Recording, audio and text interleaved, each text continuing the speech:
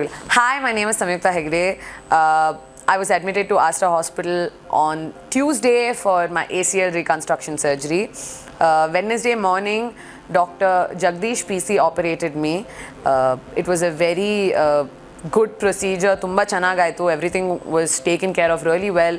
Dr. Abhirami was the anesthetic and she took care of me very, very well. I watched the whole surgery on screen and it was a different and a weird experience. But overall, I think I'm very happy with how the procedure went. 3 days later, I'm healing really well. Physiotherapy has been really good. The staff here has been taking care of me really well. And I'm happy about the whole procedure that I have gone through.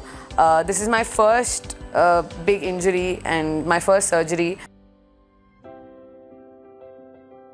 I have to thank Dr. Jagdish, both the Dr. Jagdishes and Dr. Abhirami for taking care of me this well.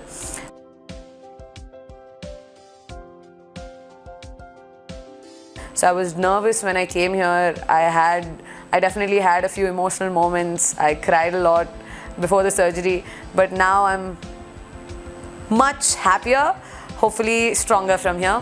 Thank you so much.